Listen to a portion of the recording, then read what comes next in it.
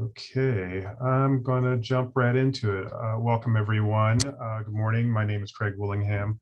I'm the Deputy Director for the CUNY Urban Food Policy Institute. We are a research and action center based here at the CUNY Graduate School of Public Health and Health Policy, and we work on a wide range of food policy related topic areas, everything from jobs in the food sector to food insecurity to issues related to food in the built environment. And we do a fair amount of work looking at the way in which food policy, both locally, nationally, and internationally, intersects and goes on to affect the food that we eat, the food that we're able to buy, and the food that we produce. And today's forum will do I think, a very interesting and a very engaging job at talking a little bit about those broader issues related to food policy on the international level. Before we get started, I want to mention that we have two upcoming forums. The first will be towards the end of October, and we'll be focusing on ending hunger and food insecurity in New York City and the nation, what role for SNAP, and lessons from the pandemic. We'll be looking at a number of the innovations and changes that we've seen to the food insecurity safety net over the last year and a half since COVID-19 and what those changes might mean for the future. And in November, our forum will be focusing on some of the new developments and efforts to highlight issues and protect food workers, particularly delivery workers, and most notably looking at the package of bills recently passed by the New York City Council to address issues affecting food delivery workers and the release of Essential but Unprotected, a report by the Workers' Justice Project and Cornell ILR School of Worker Research Institute. And we're really excited about both of those two upcoming forums, and hopefully you will be able to attend. And with that in mind, I'm going to turn it over to Nevin. Thanks, Craig, and welcome everybody. I'm really excited about this morning's forum. As you know, last week, the UN Food Systems Summit was held in New York, and the UN has described the summit, a very detailed 18-month-long process as a people's summit that would bring together food producers, indigenous communities, youth activists, researchers, and business leaders to figure out how to transform the global food system in support of the UN Sustainable Development Goals. What happened was hundreds of civil society organizations, more than 500, chose to boycott the summit, claiming that it lacked transparency and accountability and really privileged market-based corporate solutions to food production over agroecological approaches that were grounded in food sovereignty and the right to food. And so we're here to discuss what happened and what are some paths into the future that can actually help to reclaim control over the global food system and reform the processes that led to the creation of the Food System Summit. And we're really delighted to have three speakers who have been working in this field for many years. Molly Anderson will be the lead speaker. She's the William Kennan Professor of Food Studies at Middlebury College. And she'll talk about the evolution of the summit, the concerns voiced by civil society and others, and potential strategies for a more inclusive democratic process to empower small producers, frontline workers, and communities facing food insecurity and malnourishment throughout the world. Following Molly's presentation, we'll have two responses from first, Brian Pride, who is the Food Security and Climate Fellow with Interaction, an alliance of international NGOs and partners. And then Saulo Araujo, the co-facilitator of the U.S. Food Sovereignty Alliance's International Relations Collective and U.S. Friends of the Landless Workers Movement. So without further ado, I'd like to turn it over to Molly to lead us off. And look forward to an interesting discussion afterwards. Following Brian and Saulo, we'll open up the discussion to the audience. And if you have questions, you can load them up to the chat And so we'll take those questions as well as questions from people who raise their hands after the presentations are over. Thanks. Molly? Thank you, Nevin. And I appreciate this invitation to talk at the CUNY Forum. And welcome to all of you in the audience. Really appreciate you joining us this morning. I have been immersed in efforts to understand and monitor the Food Systems Summit and resistance to it for several months now. Let me see if I can get my slides going. There we go. I co-authored a paper with Matt Canfield and Phil McMichael that was published in April, building from a very good analysis by the Civil Society and Indigenous Peoples mechanism of the Committee on World Food Security, also called the CSM. The CSM consists of hundreds of social movements and NGOs representing small-scale farmers and fisher people, indigenous people, urban poor and landless people, pastoralists, and others. And they decided early on that this summit boded poorly for their interests. The official planned outcomes of the summit were to generate significant action and measurable progress toward meeting the SDGs, to raise awareness and elevate public discussion about reforming food systems, to generate principles of engagement, to guide governments and other stakeholders looking to leverage their food systems, to support the SDGs, and finally, to create a system of follow-up and review to ensure that the summit's outcomes are actually carried forward.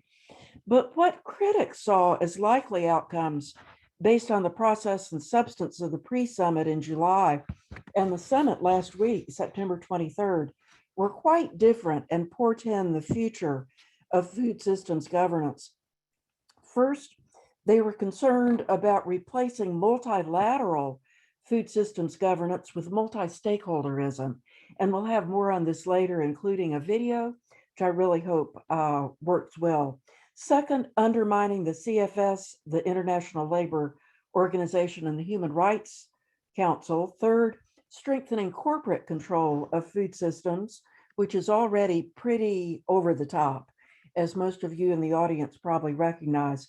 And fourth, minimizing solutions that support marginalized and small-scale producers, such as agroecology, food sovereignty, climate justice, and limits on land grabbing. The paper that I mentioned earlier goes into detail on these criticisms of the process and substance of the summit. But here are some of the biggest issues. And the picture, by the way, is of Agnes Kalibata, president of the Alliance for a Green Revolution in Africa, who was appointed as special envoy and was its main spokesperson throughout the summit process. These main criticisms were that it was initiated outside the Committee on World Food Security, which should lead on food systems transformation. There was a lack of transparency regarding decision-making and leadership at every level that approached chaos, I have to say. Third, there are very close ties between summit leaders, AGRA, Agnes Kalibata's organization, and the World Economic Forum, which is made up of the 1,000 largest corporations in the world. Fourth, the summit disregarded the CSM in some somewhat rude ways. The protest by the CSM was basically ignored, and a letter that they mounted that had 500 signatures was ignored for a year. There was very late and thin addition of human rights to the summit agenda, very weak principles of engagement. The summit threatened to supplant the high-level panel of experts of the Committee on World Food Security with what they called a conducive science policy interface, which begs the question, conducive to what? Joachim von Braun was the lead in pushing for this, and he's continued to push for it. And finally, the summit championed multi-stakeholderism. So let's talk first about some of the problems with the principles of engagement and the failure to base the summit in human rights. Many people thought the principles were extremely weak. One colleague said that they basically said, everybody play nice in the sandbox, and they open the door to corporate takeover. For example, in the principles, there is nothing about human rights, nothing about conflict of interest, nothing about accountability. These principles are in marked contrast to principles set for other UN meetings, such as those organized by the World Health Organizations. The principles are also in contrast to agreed upon standards for any UN process. And that's what I'm showing you with this slide, which is supposed to adhere to a human rights-based approach. The common understanding of rights-based approaches includes the stipulation that programs focus on marginalized, disadvantaged, and excluded groups, and that outcomes and processes are monitored and evaluated with an analysis that includes all stakeholders. The fact that human rights and rights-based approaches were not central to the summit was a tremendous missed opportunity to actually improve the welfare of the people whose human rights are being abused and violated systematically in food systems. Michael Fakhri, the special rapporteur on right to food, was added to the advisory council of the summit after a year of advocacy by many people that human rights had to be on the agenda. He used his position within the Food System Summit and his position as special rapporteur to be an outspoken critic of what he observed. And I'm showing you an article here from September 23rd in the Guardian that goes into some of the detail on his criticisms. And here is a report that he submitted through the Office of the High Commissioner on Human Rights. He said, the summit claims to be inclusive, but many participants in over 500 organizations representing millions of people feel ignored and disappointed. How is it that in the 2 years it took to prepare for the summit, the organizers did not substantively address the COVID-19 pandemic and its socioeconomic impacts? The summit does not provide any specific guidance to governments or people on how to transform their food systems to overcome the current pandemic and food crisis.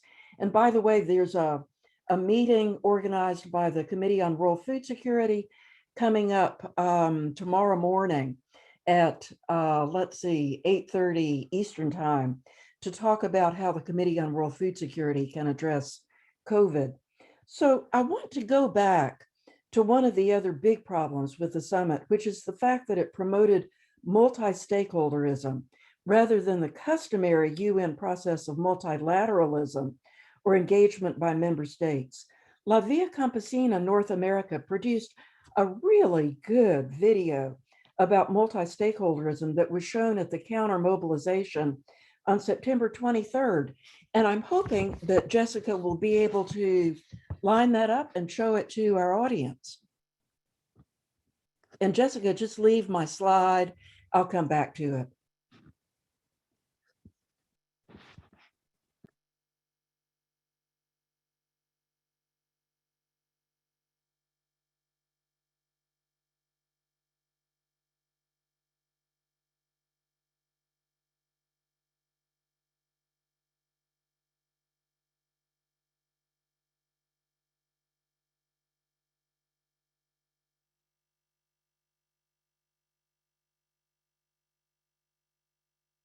The United Nations will hold a food system summit in New York. Under the guise of the UN system and despite sleight of hand language about equal opportunities, this summit represents a hostile takeover of world governance by corporate forces and the billionaire elite. Today, social movements are standing up for democracy and against big capital's devastation of our lands, farms, and communities. This is Camila Escalante reporting for Via Campesina North America.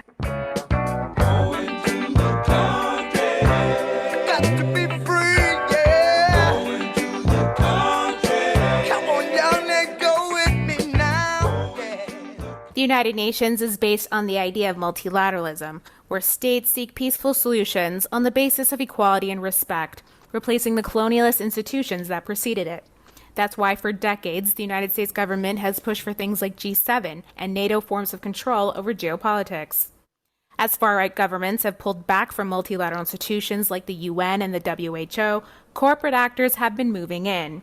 The World Economic Forum and its president Klaus Schwab have silently pushed forward the Davos agenda, now repackaged as the Great Reset, a vast proposal replacing traditional multilateral institutions with secretive, unaccountable bodies run by corporations and the wealthy elite. The multi-stakeholder capitalism model is based on the idea that public institutions are by nature inefficient. During the neoliberal shock therapy of the 1990s, the World Economic Forum pushed the idea that corporations are more than just profit-seeking vehicles, that they could be socially responsible. Now Davos would argue that transnational corporations are social actors, which needed to be included to make decision-making truly democratic.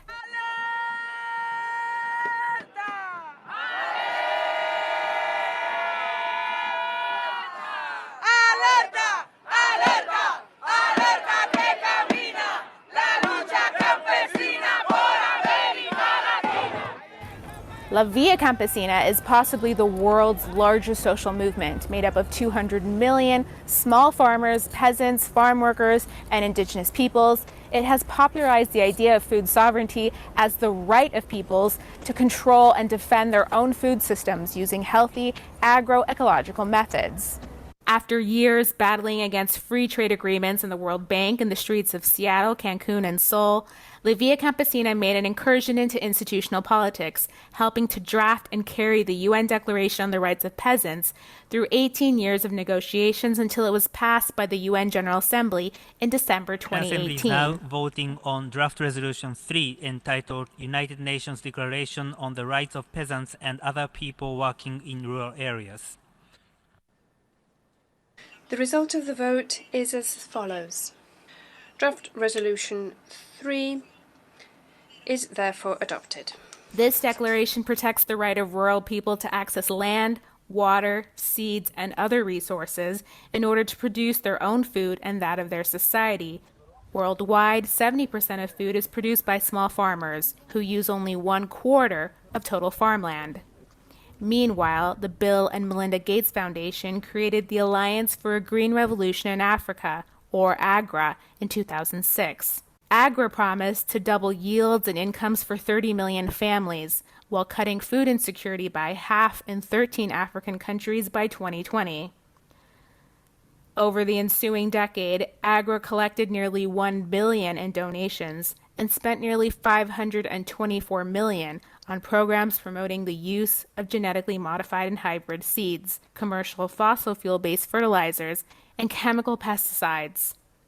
As a formidable corporate lobby, AGRA pushed governments in Africa into contributing another $1 billion annually to subsidize agrochemicals and imported seeds sourced from U.S. and European agribusiness corporations, as well as policies to privatize communal lands and reduce taxes on corporations.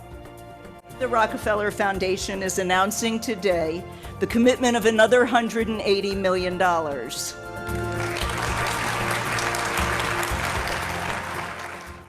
After 14 years of mega philanthropy's knee on the neck of Africa, a 2020 Tufts University report showed that in AGRA's 13 focus countries, hunger had jumped 30%, as farmers were pushed to abandon nutritious, traditional polycultures to focus on monoculture fields of imported corn seed. Opposition to AGRA's corporate takeover of the African countryside is part of what drove La Via Campesina and farmers across the continent to demand a place at the table in UN debates about food. After the World Food Crisis in 2008, the UN Committee on World Food Security was reorganized to allow social actors such as La Via Campesina to participate as non-voting delegates in debates about food policy.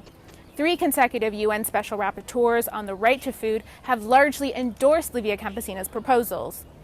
Redistributive land reform and agroecological farming can end hunger while dramatically reducing agriculture's contribution to problems like greenhouse gas accumulation in the atmosphere, pollinator population decline, and freshwater scarcity. Secretary General, floor is yours, and welcome to Davos. Thank you very much. It needs to be a multilateralism in which not only states are part of the system, but we need to make sure that we bring together into this multilateral system the voice and the influence of the business community. Thank you very much. In June of 2019, the Office of the UN General Secretary, without previous discussion in the General Assembly or in any other intergovernmental process, signed a strategic partnership with the World Economic Forum. The Secretary General is supposed to be the world's leading advocate for multilateralism, the idea at the core of the UN. Instead, he has effectively endorsed multi-stakeholderism, the core idea of the Great Reset. In short, we need a great reset. Your Royal Highness, Professor Schwab, I send you my warmest greetings and best wishes on the launch of the Great Reset. The upcoming UN Food Systems Summit was initiated through a partnership with the World Economic Forum, with limited participation of other UN bodies, such as the Food and Agriculture Organization or the Committee on World Food Security that traditionally handle food policies. In contrast to previous food summits, there was no intergovernmental body that convened the summit. The current president of AGRA, Agnes Kalibata, was named as special envoy to the summit, a clear sign of the hand of the Gates Foundation. The lack of transparency and corporate agenda of the summit were denounced in an open letter signed by over 500 civil society organizations in March of 2020. To salute the leadership shown by the United Nations Secretary General, Antonio Guterres, and his special envoy, Agnes Kalibata, who have so brilliantly mobilized the world in the run-up to this first-of-its-kind summit. The aim is to join the dots between the investors and genuinely investable projects. And I see the food production sector as offering a range of incredible investment opportunities. The summit will try to erase the last 15 years of progress in recognizing human rights in food systems and instead promote false solutions like zero net emissions, soil carbon pricing, and a new deal for nature that in practice put more control over land, biosecurity, and water in the hands of elite and secretive bodies run by corporations. Nous croyons justement en la souveraineté alimentaire. Nous croyons justement à une méthode d'agroécologie. Nous croyons aussi pour une méthode de l'agriculture familiale et l'agriculture paysanne. We will not let big business, those who created the environmental crisis, co-opt our language or write our future. Farm workers, migrant workers, and small-scale agroecological farmers. Farm workers, migrant workers, and small-scale agroecological farmers feed our people and build the movement to change the world. El movimiento campesino se une a nivel mundial contra la captura corporativa que promueve el agronegocio. Hey, yeah. Out in the country.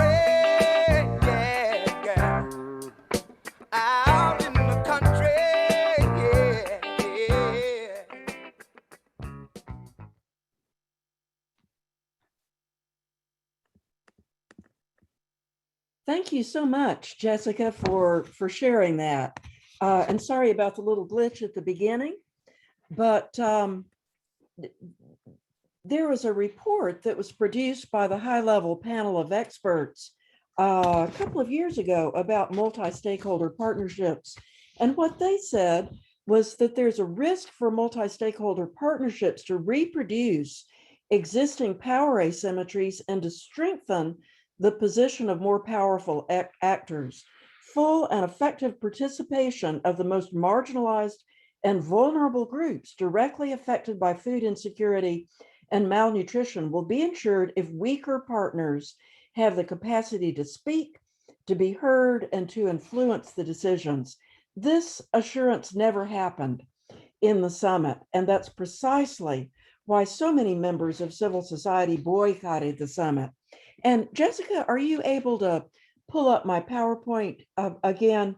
Because we'll be moving on to a new slide in just a second.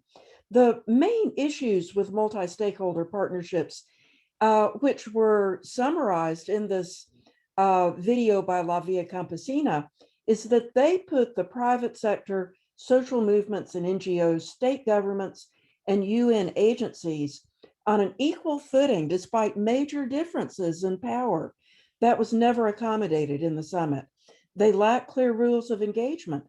They resist discussion of power asymmetries. They tend to favor voluntary incentives or market-based solutions such as certification rather than regulations or binding law. And perhaps most importantly, multi-stakeholder partnerships evade the role of the state as the duty bearer for human rights obligations and accountability to the public. In contrast to these multi-stakeholder or what the high-level panel of experts report was saying, we saw excessive corporate influence in the summit, which has been very well documented in a recent report from members of the liaison group of the People's Autonomous Response to the Food System Summit. And let's see, Jessica, you may be having a problem getting that PowerPoint up, but if you could, I'd love to show people the cover of that report so they could find it themselves. The people in this report, oh, thank you, I see. Let me go up one slide. There we go. There's the report.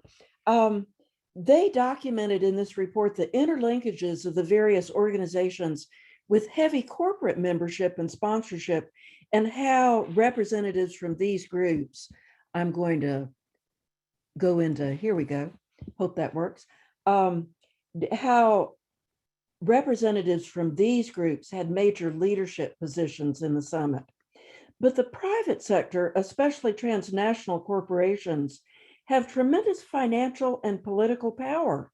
So many people assume that corporations have to be, quote unquote, part of the solution because of this power, and nothing can happen politically without them. Rollbacks on taxes and the extraordinary demands of dealing with COVID have left many governments without resources to invest in food system solutions. So in principle, multi-stakeholder partnerships with both corporations and marginalized people would allow corporations to finance the actions that are most needed to improve the lives of poor people. But this is not what happens. Corporations are not accountable to the public good, but to their own profit-making imperatives, often legally enforced by shareholders. It seems clear, given this, that we need to see if I can move on to my next slide. There we go. It seems clear that national and international limits on corporate power are needed, such as no junk food advertising to children. We still don't have that in the United States. Fair taxation and closing loopholes that allow agri-food corporations to pay little or no taxes. We certainly have that in the United States. Limits on political donations and charging the true cost of food to force companies to internalize the damage that they are externalizing now onto poor people, especially those in the global south, the environment, and future generations. We also need safeguards against conflicts of interest in domestic and international forums. And finally, it seems reasonable to exclude from food system negotiations corporations that have a track record of human rights abuses and environmental contamination. That is, corporations or the alliances and trade organizations representing them that manufacture obesogenic foods, that violate labor standards, that pollute the environment, or that lobby against standards to protect human rights and the environment should not be part of devising solutions to the problems that they have caused. Multi-stakeholder partnerships with all of the problems they bring, however, are being promoted by leaders at UN agencies as well as the private sector as the future of food system governance. And this has a major impact on which food future materializes. I showed earlier what civil society feared would come from the summit, but what actually happened? Let's try to move on to that next slide. Here we go.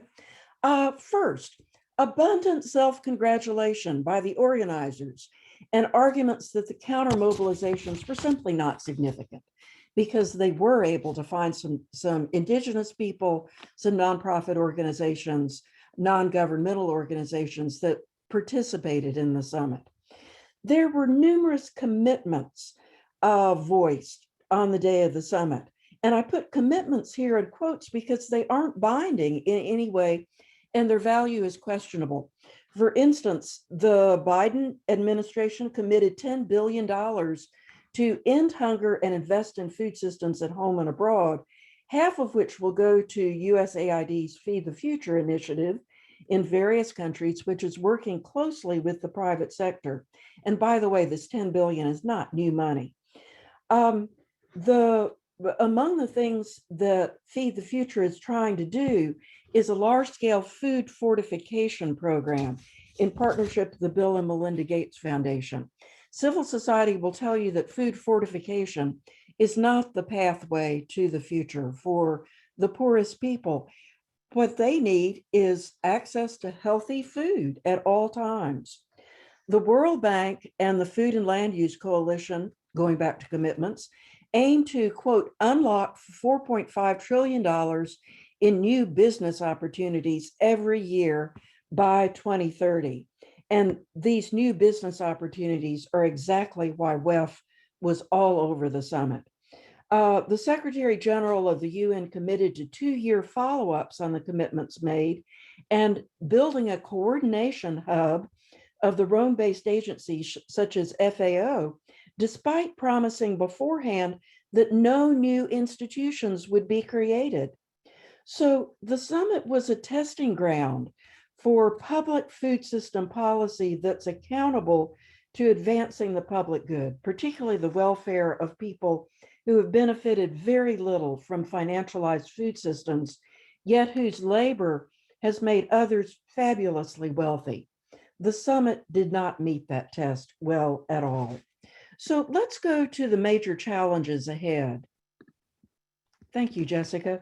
First, we need to support and strengthen the CFS, which deals with food systems broadly, since all aspects of food systems affect food security and nutrition.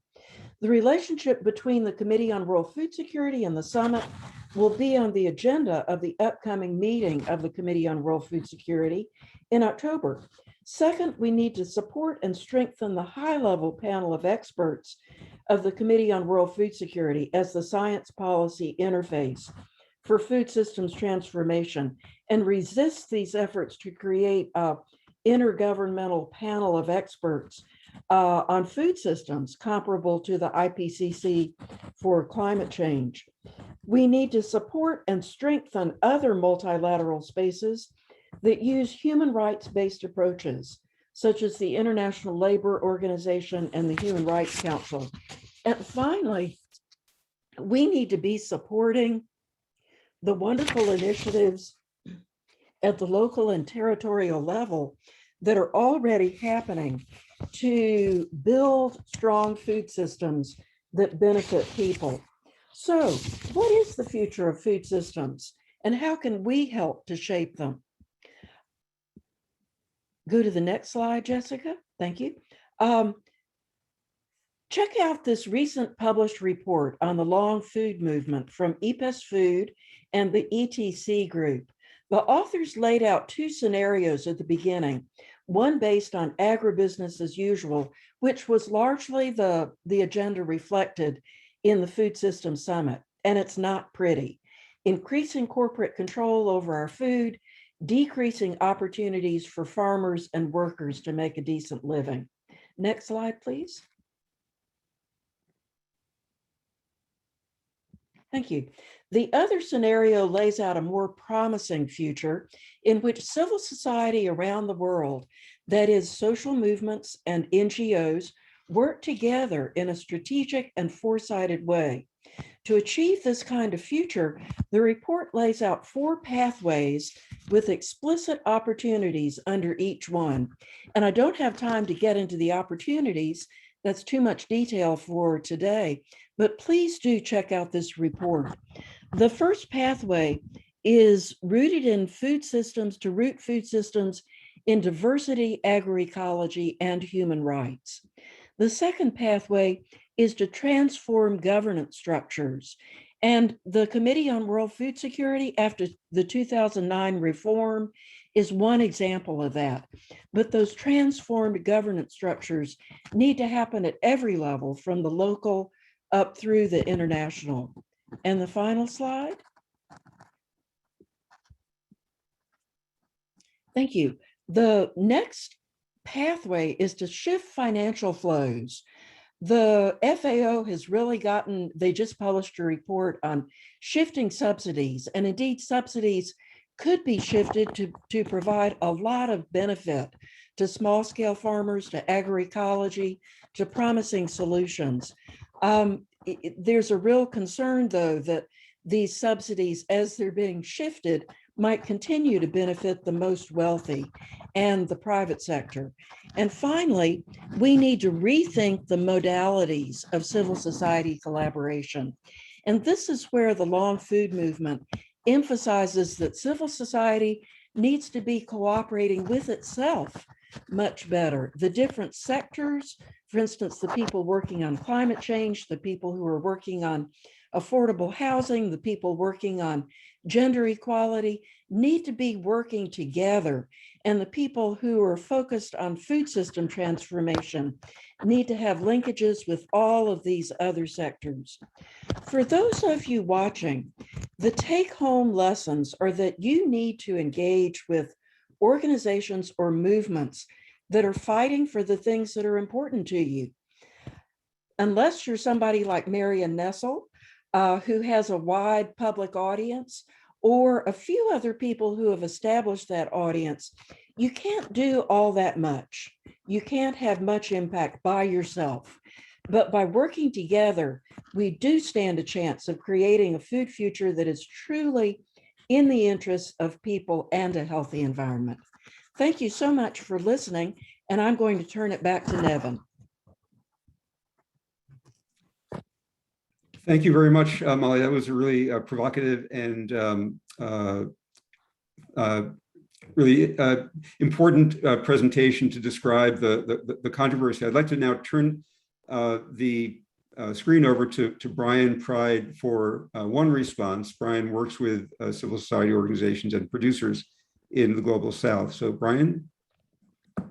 Thank you, Nevin, and also thank you, Molly, for just that really great overarching perspective.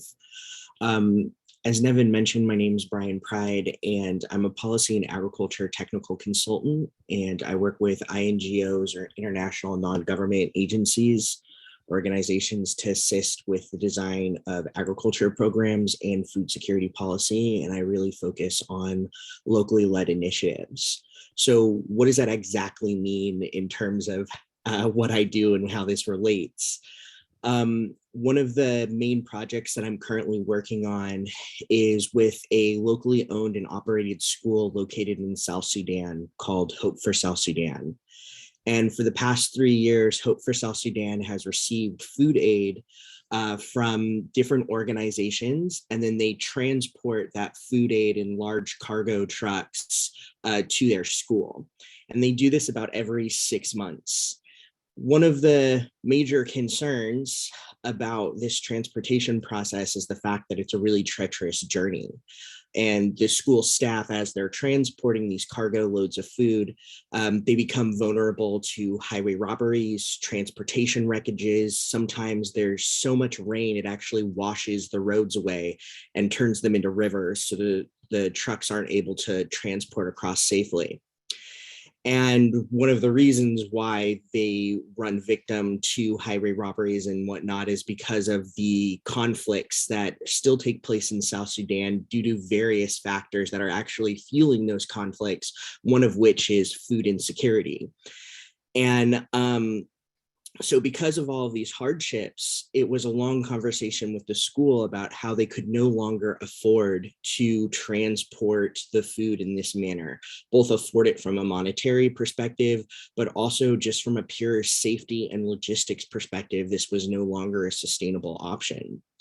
So what I did is I came in to work with the school to really identify what were some of the challenges that they were having that were preventing them from cultivating their own food on campus. And when I first met with the staff, they were extremely resistant to the idea of actually developing an agriculture program, because the year prior, they had attempted to cultivate about 3 acres of land and only yielded 137 pounds of food off that 1 acre. And for those of you that are not familiar with agriculture, that's a really low amount. And I want to talk a little bit about why they were resistant. And this is something that I've really experienced from my time working as an implementer, which means someone who actually implements food security programs. And I want to look at this the point that the school told me that they felt like they were incapable. One of the things that I have seen take place within international development programs, and I appreciate Molly for bringing up Feed the Future. I used to actually work on a Feed the Future project.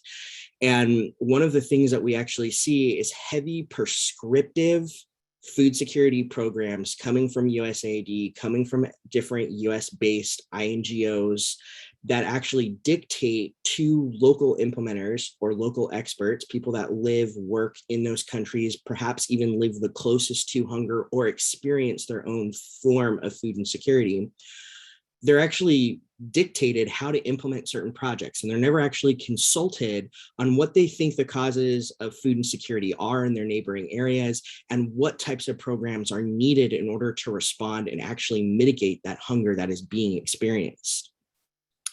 And so what has happened is decades of international development in this point have taken place where communities, local experts, or regional experts are actually shamed or taught that they don't know enough about agriculture to solve hunger. And so there's this idea that's been created that we have to send ideas, or we have to ship food, or we have to do fortification programs because that's the only way we're going to actually end hunger in Africa, which is just offensive and colonial, if you will. And so I understood that this was one of the main hindrances as to why the school staff was feeling so reluctant to cultivate food. And I want to level with that on a minute, because one of the hardest things about working in agriculture is the fact that crop failure is inevitable. You can do all of the right things and you can still experience crop failure because perhaps the seeds didn't germinate as well. Perhaps we had an unforeseen environmental occurrence that caused excessive rains or excessive drought. But the other thing is a humanistic component to it, recognizing the fact that these are farmers that have families and that they themselves are confronted with a risk, the risk of not being able to feed their own families. So what ends up happening is you start practicing these agriculture practices where you are aware that you're not getting the amount of food that you would like to get so that you could actually feed your family. And you continue to engage in these practices because it's the practice that you know will at least yield you at least something, a small amount of food to be able to feed your family. And so when you're in that position as a farmer and you're confronted with the idea of doing an action that will give me a little bit of food or doing an action I've never tried before that could give me no food, you see a leniency to saying, I'm going to continue to do this thing that I've been doing, even though the amount of food that I'm getting from it is extremely limited. And this was the exact problem that I was being faced with in South Sudan. Many of the farmers had been practicing a method of broadcasting seeds, which is where you take seeds out of a bag and you simply just throw it across your fields and you're saying, I hope that this actually grows. One of the reasons why this is a common practice that's used in a lot of arid, dry locations is because the soil has been so hardened from hot suns, from bushfires, as we call them, when fires wipe out farms, and it changes the makeup of the soil to make it actually very challenging to cultivate it. So farmers just broadcast their seeds, the seeds lay on top, birds eat them, wind blows them away, and sometimes it grows. And so when we were able to really identify that this practice of broadcasting seeds was one of the main hindrances to why the school was getting such a low yield, we decided as a group that we needed to really build the capacity or help build the knowledge of the staff in understanding agroecology, understanding conservation agriculture, and really understanding how certain practices in your certain practices that you're using to cultivate crops, how those changes can actually yield to a change in the amount of food that you're able to cultivate. So we had developed this training program that really focused on building the capacity of the staff. After the first stage of doing the education programming, and looking at the types of practices that needed to be applied onto the field, we were able to actually expand those 3 acres the school had cultivated the year before to roughly 30 acres. So not only did we increase the amount of acres that they were cultivating, but we also were able to now receive 430 pounds of food per acre, which was a significant amount of increase from the year prior.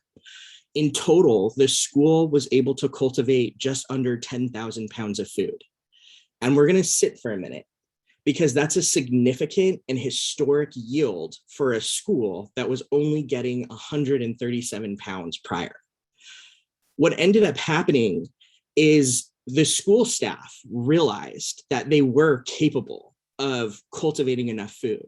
And one of the school staff members came back to me, and what he said was, we've had organizations come before and they just hand us seeds and they tell us to do something, but you're the first person that actually came and spoke to us about why we were having challenges and what we could do specifically in regards to those challenges to get an alternative outcome.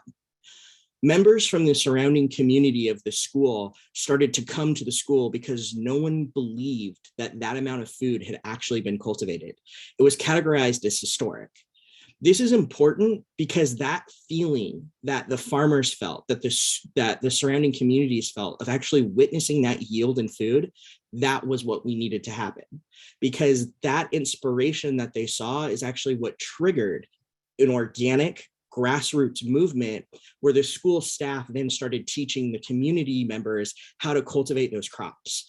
We now have a program that's running where 70 women from the community have been participating at the school, where they're learning these conservation agriculture techniques and then employing them at the school and at their homes. We've had husbands show up at the school and they're asking for their wives to be a part of the project because the husbands are saying, I didn't realize that my wife could actually farm and that this is something that could be good for our family. And so these are a lot of the different perspectives that we're dealing with. And I also want to just make it a point to make sure that this is an example specific to a school that I am working with, and that no 2 challenges in any location that's experiencing food insecurity are the same, nor is any one response going to be the best all or only solution for agriculture. So much of agriculture is tied up in people's cultures, in their behaviors, in preferences of food. And so it is a very personal component. And one of the things that I like to tell people about agriculture is that it's food and it's culture, hence why it's agriculture. But what does this really mean for us in terms of what this looks like beyond just this program that I've been working on? The Hope for South Sudan project really reflects the concepts of what we're calling locally led development. Locally led development is from the perspective that it is no longer the United States or other INGOs prescribing how to overcome hunger, but it's actually working with local and regional experts, technical expertise, interviewing and surveying community members that are experiencing food insecurity and really understanding the drivers of what's causing hunger in those areas, and then making sure that we're coming up with plans that actually meet or confront those challenges and barriers that are being experienced, which means it's a lot more work that's taking place preemptively, and we really have to work on building trust. Because when you're going into when you're going into communities that you are not from, there is a reluctance to trust. There is a reluctance to believe that this person is coming in and they're going to be able to, solve these problems. And I think this is where a lot of white saviorism comes in. It comes from the perspective of why the West thinks they know best, because we have so much technology in agriculture. We think all we have to do is take our seeds, take the practices that we're doing here in the US and export them to other countries. The thing that we also don't talk about is how many farmers here within the US small family farms, small shareholder farmers are actually losing their autonomy in agriculture within the US as well, and how much corporate farming has actually taken over in the US. One of the things that we've seen with advancement in agriculture technology is we've actually also seen a decrease in small shareholder farmers, and we've seen an increase in urban food insecurity in addition to rural food insecurity. And so it's important for us to actually understand that the United States doesn't actually practice the best forms of agriculture, but this is also not necessarily what we're talking about today. So how does this relate in terms of a policy relationship of what I do? For the past year, I've been working as a policy fellow with an organization called Interaction, which is an advocacy coalition of about 200 different INGOs that work on eliminating hunger, poverty, strengthen human rights, and promote climate action. The coalition of Interaction and having 200 different members that we work with, all of which may be INGOs, we work with a lot of think tanks, we also work with private and public sector individuals, but all of these actors that we're engaging with, they have their own motives, they have their own political drives, they have their own interests, and they have their own donors. And let me tell you, from an experience of working in a coalition where I have to bring a bunch of people together and talk about what we should be advocating on or around, how these organizations are often motivated is a lot to do with who's actually funding or writing their grant at that time. One of the things that I've experienced working in this policy platform is that I'll show up to a meeting talking about food insecurity in Africa, and the only people on the phone call happen to be those that are based in the United States, or individuals that aren't necessarily proper representatives of the location of hunger that we're actually trying to mitigate. And this has been my main question. If we're trying to end hunger, how can we actually exclude the people who are experiencing the hunger from the conversation of eliminating it? An example of this could actually be the fact that the Global Food Security Strategy, which is up for refresh, and putting this in English terms, this is the actual policy framework that defines and explains how the USAID will engage in eradicating hunger and poverty in developing countries. And as Molly mentioned, most of this is through programming that we called Feed the Future Initiative. And while I say that I've worked on Feed the Future projects, and I believe that Feed the Future has some good pillars to it, there's also a lot that really needs to change in terms of how we are developing these policies and frameworks if we truly are trying to end hunger. And so what does that mean? During this process of the Global Food Security Strategy, it's up for reauthorization, which means USAID goes through a process of bringing people together to collect ideas and recommendations on how to strengthen that document so that we can then better have Congress pass it, allocate certain money for it. The $10 billion that Molly had mentioned, none of it is new money. We've been putting $5 billion towards food security programming for the last 15 years. So why did we make a commitment at the UN Food System Summit that we're putting $5 billion to this when we've been doing that already? So we've made no new commitments, and we're planning on continuing to engage in the same types of practices that we've been engaging in for the past 15 years. And what we also know is that the impact of those programs are not having the desired outcomes that we want. We still have countries that have been recipient of food aid that are still needing food aid, and we haven't really worked on their resilience.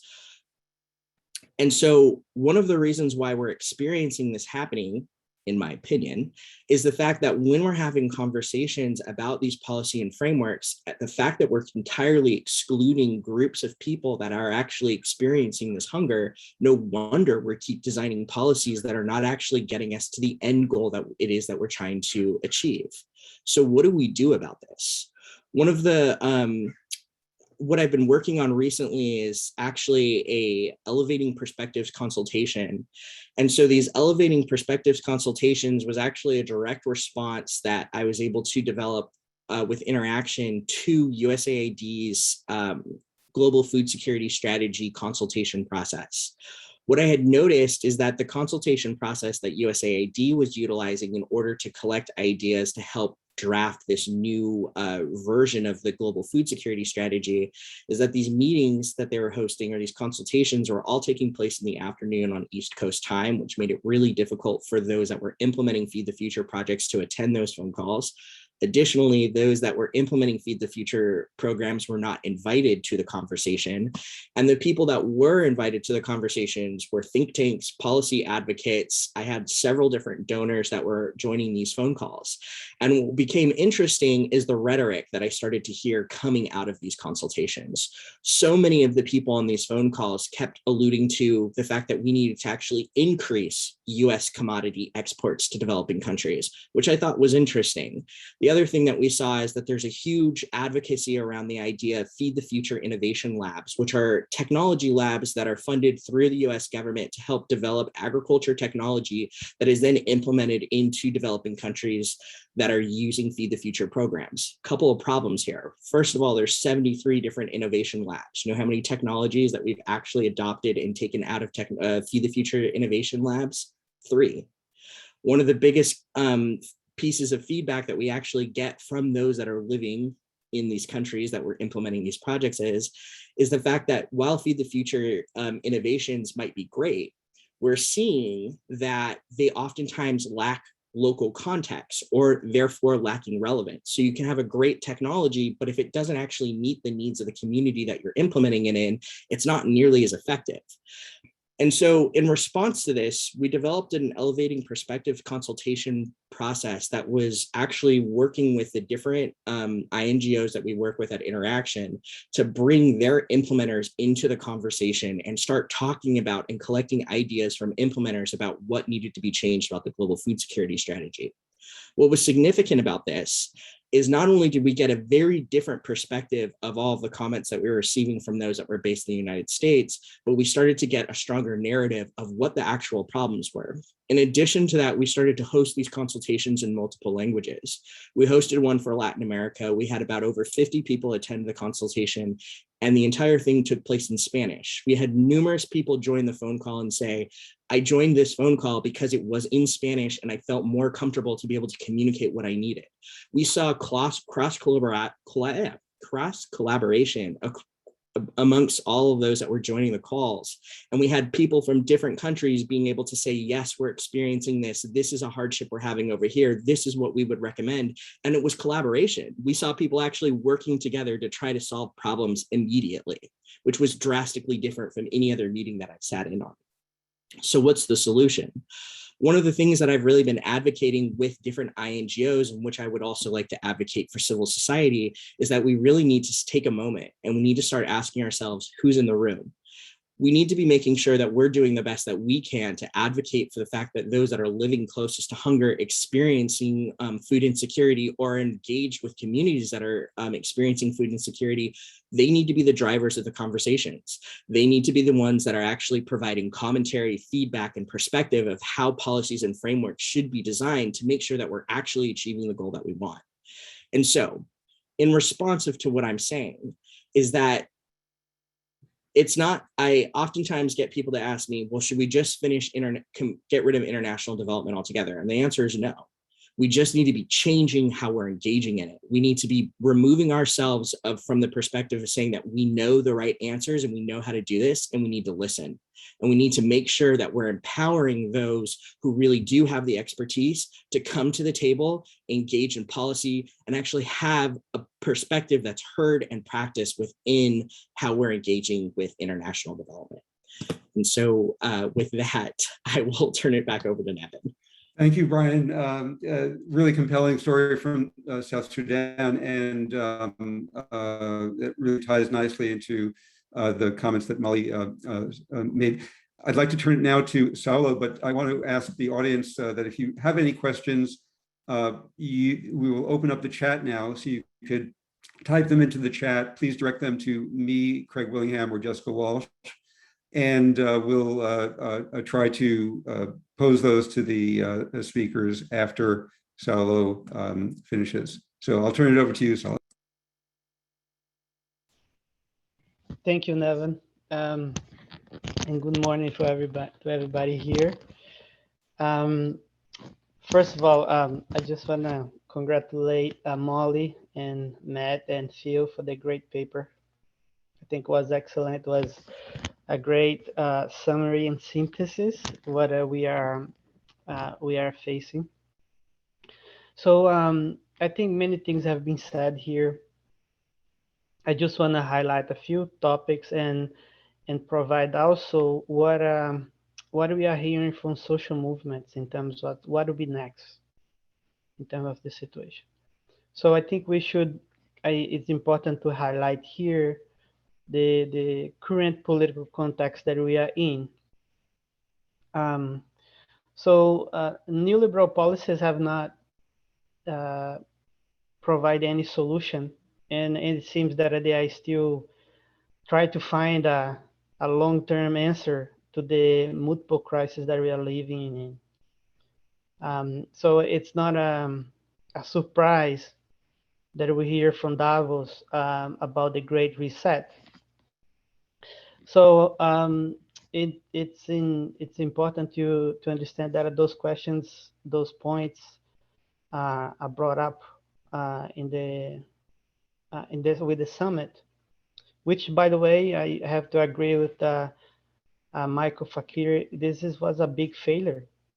It was interesting enough that farm workers, communities of color who have been facing the most by this decades of failed policies on food and agriculture. We have been battling our own situation and challenges. People of color, Black, Indigenous, women are facing the most. Those folks live in a pandemonium, not a pandemic only. It's a permanent crisis. And with the COVID pandemic hit all of us, also impacted in the capacity of mobilizing. Despite of all that, there was some mobilizations, there was some organizing from those most affected. Yet from the other side, despite of all that funding and money and influence, the corporations really failed. And I think, as Molly pointed out, was a huge missed opportunity, a waste of resources.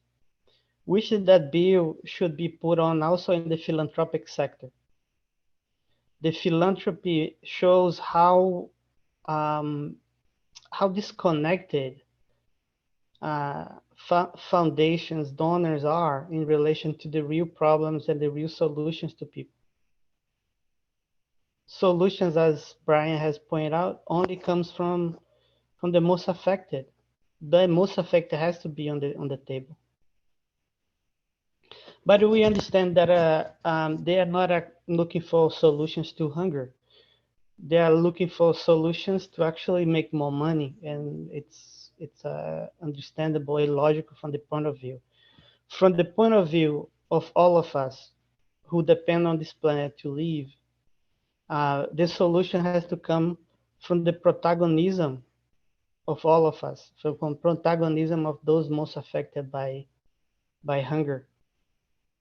So, in this context, we should say that there was some mobilizations, there was some gains, and when we enter in this process of organizing around this, in opposition to the summit, because our position was to following what the global social movements like La Via Campesina, World March of Women, World Forum Fisher People are saying, we are in opposition to not legitimize any shape or form this process. So when we enter in this process of organizing our opposition to the summit, one main point we have, and was clear to us, is that there was a moment for us to accumulate forces, to be ready for the next step, because we had to organize beyond the summit. The summit was already a failure, and the proof itself. There's such an obscure process that the announcement of the final date of the summit was given 1 month before the summit itself. A completely disaster from the political point of view. They are trying to really manipulate and control the processes. And those who had access or who have been co-opted by funding or by thinking that they can reform a broken system process like that, had access, had participated and somewhat legitimized a failure summit. So in our sense, I think that's what they were most concerned about. How much power, how much forces we accumulate during this organizing our opposition to the summit. And I can tell you from our experience inside of the US, the position we signed of this collective that I participated through the US Food Sovereignty Alliance, we had a possibility to connect with different sectors, with the faith-based, with leftist formations inside of the US, with labor, farm workers. And that was important at the end, how much power we accumulate. And the contributions of scholars like Molly and Matt and Phil and many others who have been supporting and providing the analysis and the tools for us to actually do the organizing. So so our evaluation still we need to, it's very fresh from the September 23rd, the one day online summit, which is not a summit, right, itself. And much less we cannot call a people summit. That's a joke. It's corporations are not people, right?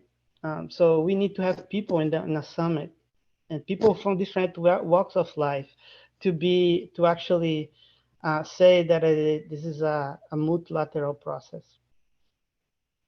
So we are still evaluating how much we have accumulated our power and our forces in terms of that. But one thing is clear. Thanks to the protagonism of global social movements, we have already a next step for the post-summit, for this situation of created by the UN General Secretary of the UN, Antonio Guterres, and Bill Gates Foundation, and many others. Our direction now is to organize a global process from the bottom up, from the participation of multi-sectors in a debate of what we want to do to advance another 25 years of food sovereignty. So food sovereignty is our political banner, is our analysis that encapsulated our next strategy in our goals to really create a food system that works for everyone, right? That we actually, the right to food is at the center of the conversation, not the profit maker. So in the global social movement is starting building a process now that we're gonna is going to be reflected in a New Eleni international encounter that is going to happen in 2023. So from now on until 2023, beginning of 2023, we're going to enter a great global process, democratic, with real participation of and leading by the people most affected, and also the participation of others, scholars, non-profit organizations, churches, synagogues, and many others from the faith-based community, for unions participating with all of us, governments who want to participate with all of us. In a democratic way, in a respecting processes and the protagonism of social movements. So that process is our next step, and we have to say that food sovereignty and everything that we helped to create at the UN Communion on Food Security, this was done with very little resources, with very little attention by scholars and the philanthropic sector and governments. So 25 years of building a global process around food sovereignty, agroecology, the popular and peasant feminism, and many other dimensions of food sovereignty are being presented, and we're going to continue to build it in the next 25 years from now on, and we're going to be continuing on that. So I think it's one reflection that we take from the presentation from Molly for the great paper that she wrote with Matt and Phil, is that the protagonism of people of social movements are critical. We can't have policy making, policy discussions without the presence and the participation and the leadership of the social movements.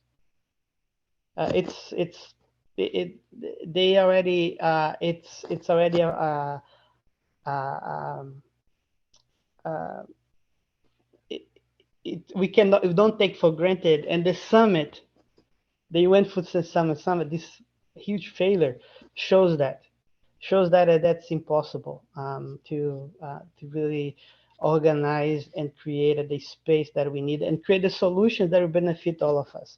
So Nevin, I'm going to stop here. I think we had a long presentation, and probably would be good to hear from other people in the audience here. There's great people in the list that could really contribute to this debate.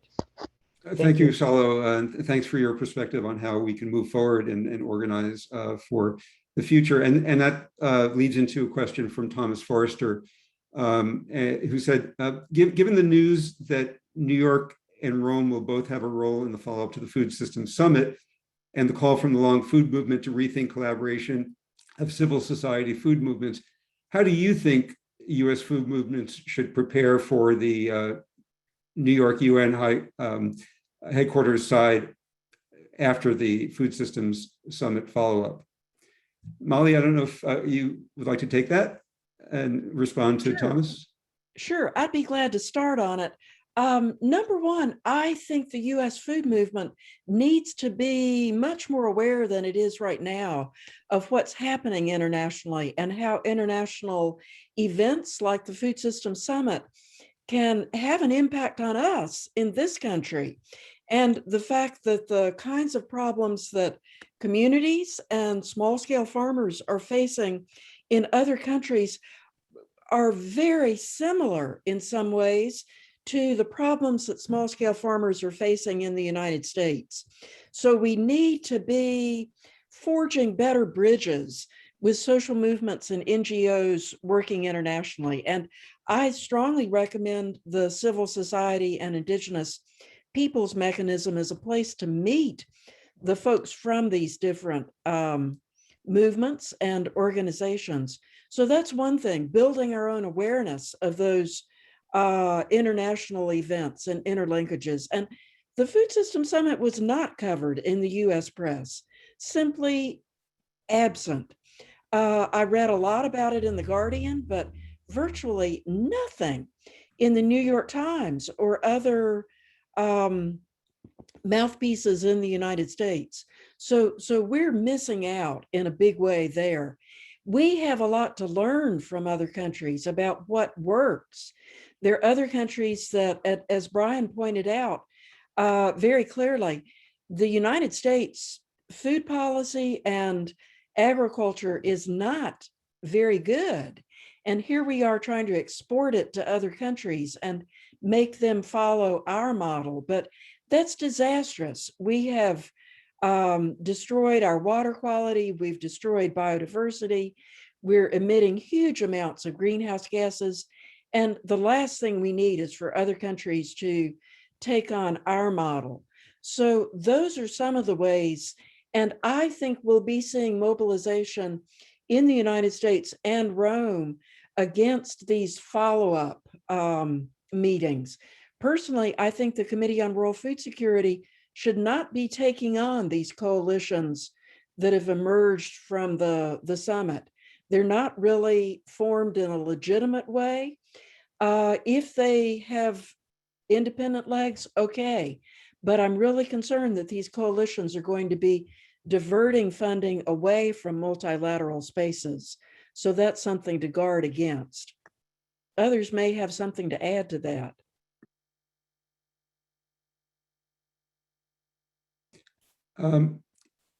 Would you like to comment, or if not, we have another question from the audience. It's related to that, and it's a question about what are the anticipated or planned global movements on food system transformations that are happening. What organizations specifically are promoting a bottom-up approach? We've heard about some of them in the presentations, but maybe we could come back to that question of what specific organizations can people really be involved with? Salo, you might be the best person to answer, and you already mentioned the Nayeleni Forum that is being planned by La Via Campesina and others, the IPC, which will be very interesting, I think, because it will be promoting food sovereignty. Previous Nayeleni forums were promoting agroecology and the autonomous voice of people, but this one is all about food sovereignty. Yes, yes. So I think we should explain here a little bit more about the IPC. IPC stands for the International Planning Committee on Food Sovereignty. That was a coordination space by the different global social movements to qualify the participation at the UN spaces. It was created in 2023. And in that space, led by the global social movements, participated some ally NGOs and scholars in those space, and in communication with the civil society and indigenous mechanism of the UN Committee on Food Security. So the IPC, as a global process, we have representation in all continents and regions. With the participation and protagonism. So the process is how we participate on that space. The important thing is to be connected to spaces in your own home country, right? So as we point out, the U.S. Food Sovereignty Alliance can be one.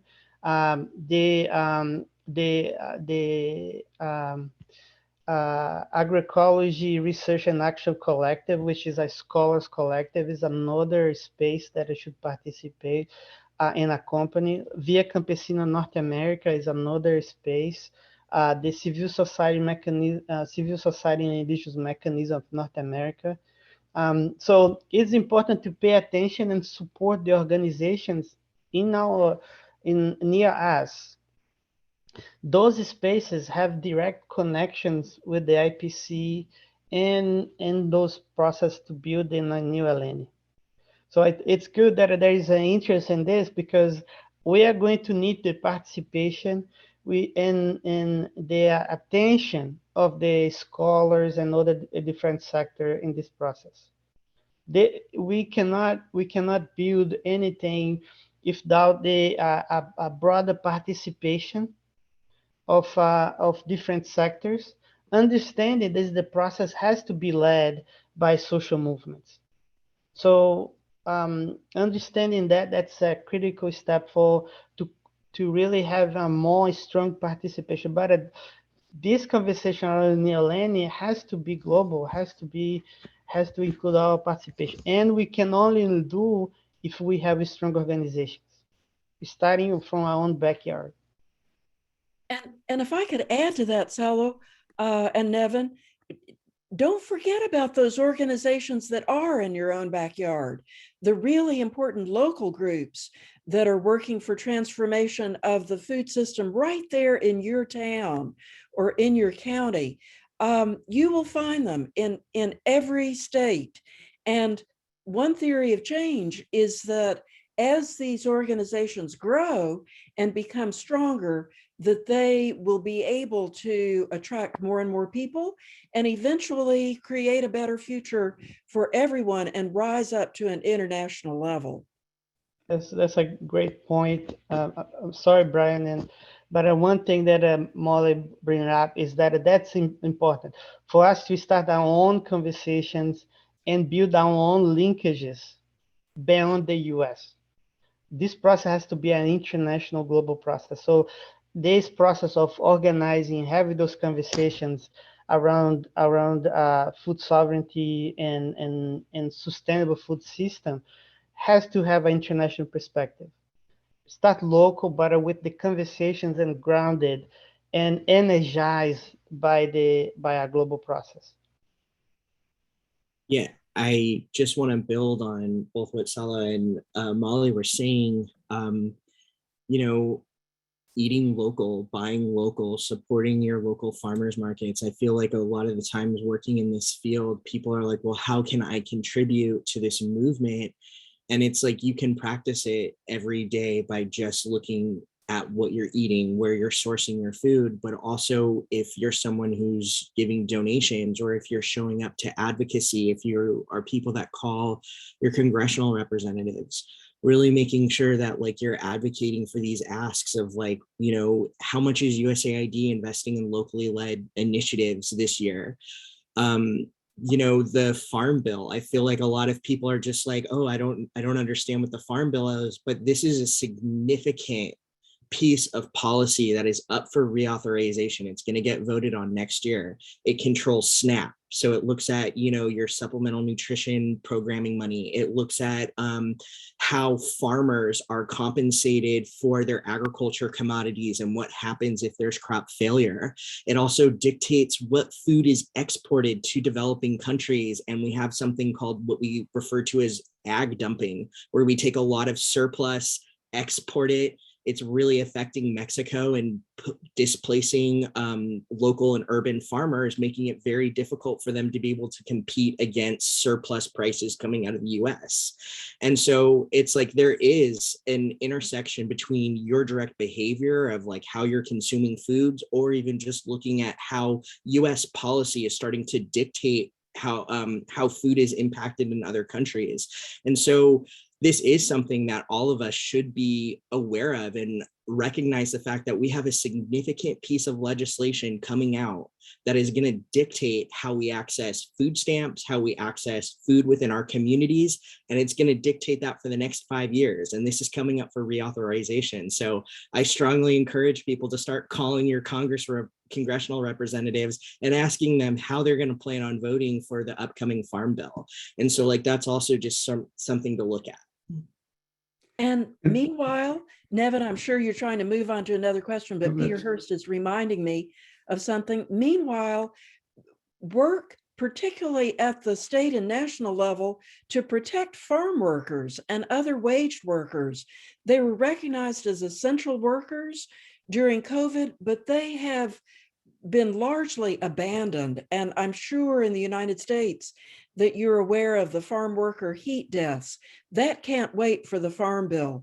That needs to be addressed now at the state and national level. Protections for waged workers and farm workers. That was part of my question, which was to ask what role can city governments play in these global processes? Because a lot of the organizing happens at the municipal level. I don't know if you have thoughts on that. I definitely have thoughts on that. And what I see in the United States is that at the city level, we are finding far more innovative and useful recommendations coming forth.